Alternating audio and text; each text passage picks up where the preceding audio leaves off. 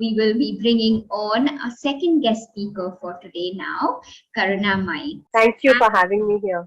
We're so grateful to have you here, Mayi. I'm just going to read a brief introduction about you, and then we will have you here with us for the conversation. For those of you who are joining us for the first time with Karuna Mayi, she is the founder and CEO of Aumsome Foods based in Kolkata. She is also a designer, spiritual guide, mother of two beautiful girls, and a very loving soul. Trained in space design at the prestigious institute NID Ahmedabad, she worked as a wedding designer before she realized that her calling lay elsewhere. She worked with NGOs for animals, has grown saplings for terrace gardening, made handicrafts for sale, and worked with children on social projects. She started Aumsome Foods in 2019 and will be talking to us about choosing peace and staying solution-oriented in business and in life. So, Karuna Mayi, thank you so much for being here. For those of us who are new to Aumsome, can you tell us what Aumsome does, and also what inspired the courage to take action? Because the theme today is really acting on the ideas we receive. So many of us have dreams and visions for ourselves, for our lives. So tell us about Aumsome and how you took the, what inspired the courage in you. So I am a home chef, and my forte is making batter for idli and dosa. And so Aumsome is the name that was given to this venture after it started. And it was not something that was really pre-planned. Aumsome kind of started in 2019. Till then, I used to just buy things off shelves, and I used to buy a lot of a lot of stuff from the store, and I didn't make myself a lot of these things which I had seen my mom or my grandmom make, because I was like, it's too much of effort into it. Let's just go the easy way. But in 2019, at that time in Kolkata, where I live, batter was not very easily available. So when my children used to ask me, hey, I want to have idli, I want to have dosa, I'd go to the store and there is no batter available.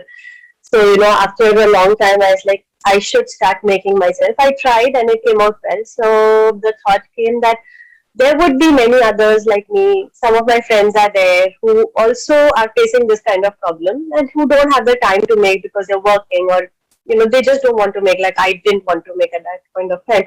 So I thought I'd share this with them. And so in November 2019, the first time I started selling batter with this thought that let me share this with those who also don't have that kind of availability. So that's how Aumsome was born.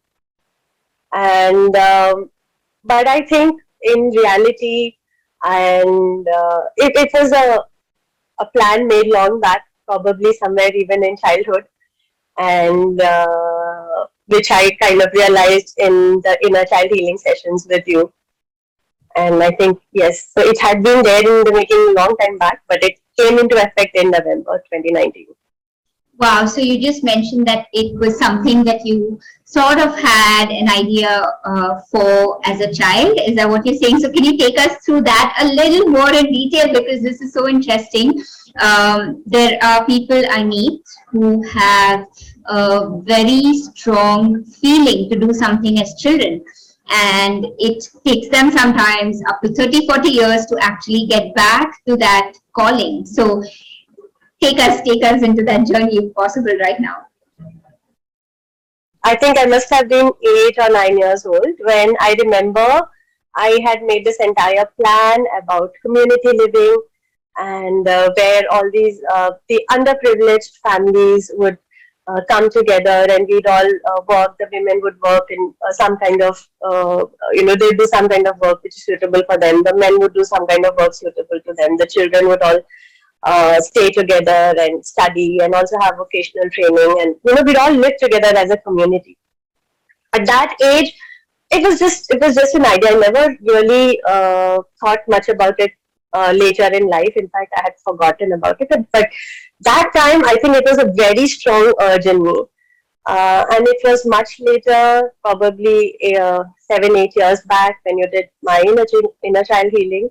And when that came up suddenly, and then it came in the forefront of my consciousness, till then it was like forgotten. And but I didn't really work towards it. But when Omsome happened, and people started liking the food that I was making, so some of them would say, "Why don't you open a restaurant?" But somehow I never felt like going into the restaurant. It was always like I want to make it a cottage industry. And then slowly, I realized that the cottage industry would eventually, if it all it becomes into a cottage industry, it would eventually, get that dream of the community living together. So it's still in the making. I don't know if it will go there, but I definitely do feel that it is a step in that direction. Wonderful. And it's always lovely to see and learn from the process, because so many times, and especially now with social media, we usually end up seeing the end product or just the highlights, right? We don't get to see necessarily all of the ideas and the challenges that go into making a dream come true. So can you take us into one particular moment where you said, yes, I'm so glad I took this bold step? And what was that step and how did you celebrate it? To be honest, I don't know any one step that I took forward. I think every step that I took was for me, because I'm nobody in my family has been an entrepreneur. Nobody has gone into that kind of a thing before. So for me, every step that I took was a bold decision. There were so many ideas coming in from here and there and everywhere, and I had to process it and then shortlist what would suit me, how it would work for me. There were steps where I moved forward in the interest of the venture. But then I realized when I moved too forward thinking of the venture, I actually, there was an imbalance in my life with my personal life, with my family life, my health. So I had to take steps back. Again, like in the venture, I had to take steps back so that I could bring back that balance in my life. So there was always this thing that there is a imbalance happening, so I must, you know, change my strategy so that there is more balance in my life. I think if at all I have to pinpoint one thing, then that realization that I need to take some steps back to bring balance, that would be one of those moments. Wow. And so I'm sure you acted on it, and I know you acted on that, towards a life of balance. Can you share maybe a challenging particular day or moment where things got difficult and you really had to pull in all your resources to ground yourself and find that hope, faith, motivation again? I think when the first lockdown happened, so my business was just 4.5 months old at that time, and I used to just serve on the weekends. It was very just because it was not.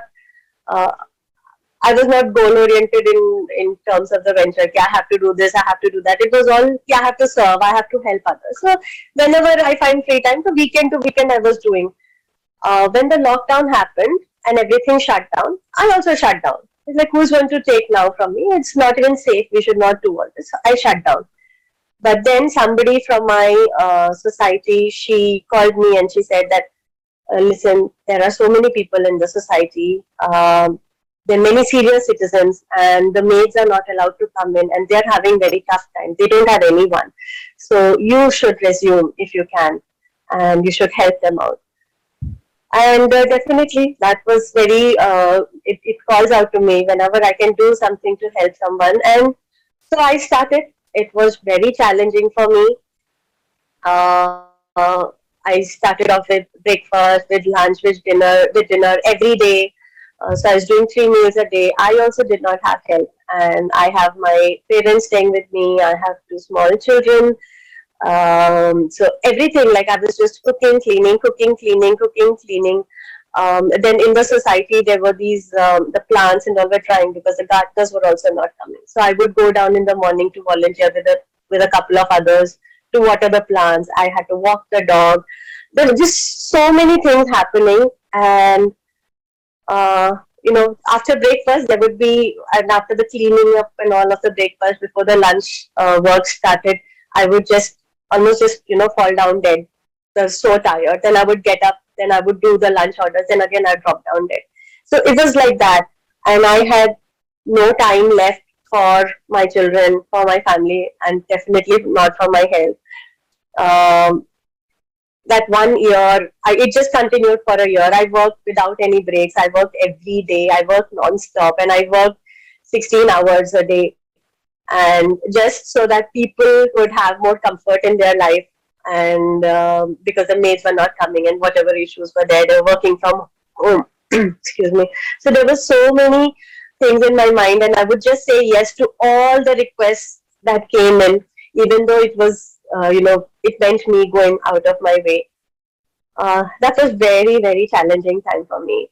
But I think I'd like to add this here, that what could carry me through those days was the fact that I had made a spiritual power bank balance with, 8, 9 years of work, spiritual meditation, and all my practices. There was some, I would say, a bank balance that I had created, and I really, withdrew a lot from that during that 1 year. That is what sustained me through that 1 year. Otherwise, I wouldn't have been able to do it.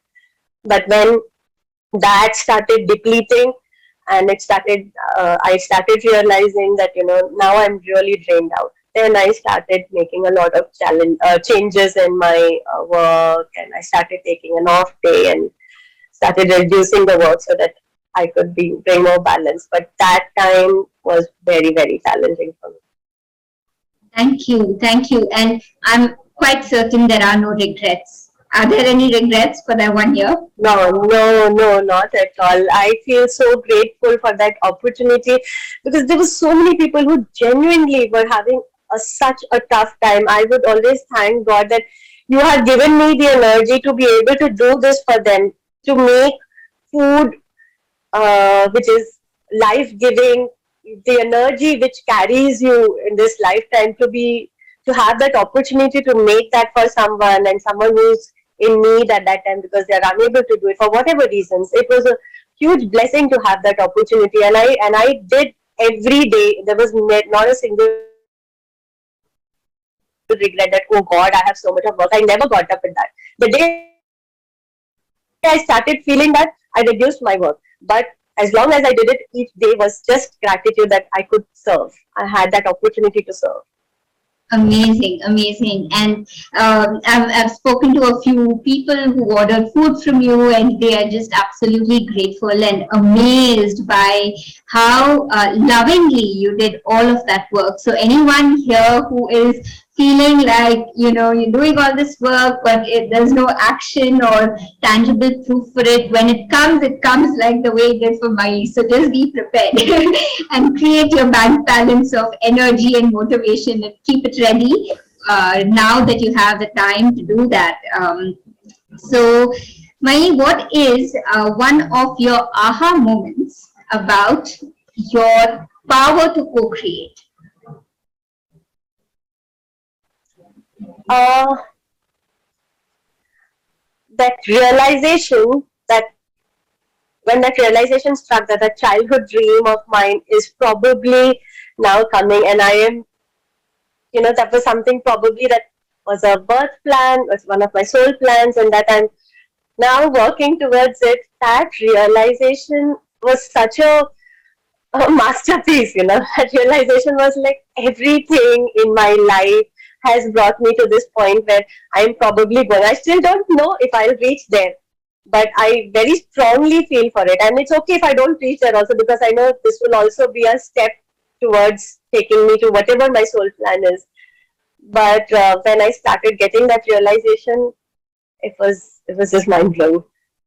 Amazing, amazing. What is one of your favorite tools of self-calming tools, or something you use to choose peace every day? It's been what now, 11 years since I've been doing spiritual practices with you, Ananta. And out of all that you taught me, the one thing that stood out was surrender. because I have seen you do it. I have seen you follow your life with that. And everything that I did in my life at one point of time was that how would you react in that kind of a situation? I remember there's just so many incidents, and when I saw the way you were living your life so peacefully, whatever, there were so many challenges in your life, and I have seen you through so many of those challenges, and how you just live so peacefully. It was just mind boggling. I have never seen someone like that. I've never. So I would think that what is it that makes you so calm while others get so, flustered at such situations? And I realized that it was your surrender to Babaji, that very thing that it's not me, it is the divine working through me. And whatever is there, the divine is there to take care of it. Whether I have 5 rupees in my wallet today, I have minus in my bank balance today, or I have a huge bank balance. It is all just a divine blessing, and I am no one to sit and judge कि ये अभी क्यों है, ये क्यों नहीं है, because it is all a part and parcel of the thing. I have gone through a lot of phases in these past 11 years, and every time uh, your example and this thing, that everything that happened in my life is also, it's there for a reason. Why should we worry? So at that moment, just surrender that everything is in divine perfect timing, is in divine perfect place, and that thought is just so relieving, because it takes the stress out of you. You know that you are not at fault, or somebody else is not at fault. It is divine work at play, and it will become better. It is to show that on this physical plane we have these difficulties. It is here to teach us something. It is here for us to experience that duality. Because of that only we understand things in life.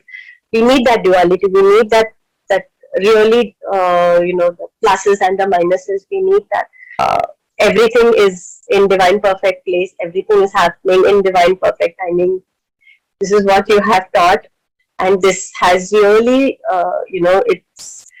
it's very close to my heart. So any moment when I feel anxious, it is all about surrender, breathing in and remembering about that surrender, remembering that it is not just me. I'm just like an actor in this whole stage. Thank you. Thank you. We all have a vast resource of intelligence, power, energy, motivation, or anything and everything that we need is here for awaiting for us to ask. And can you share, Karuna Mayi, right now, why is it important for you as an individual person, human, mother, woman, entrepreneur, wife, and the so many roles you play? Why is it important for you to make your peace a priority? If I am not at peace, everything around me vibrates with that energy. When I'm at peace, everything around me vibrates with that energy of the peace. If I am at unrest, everything else is at unrest. Everything within my world is at unrest. And then it has its own ripple effect.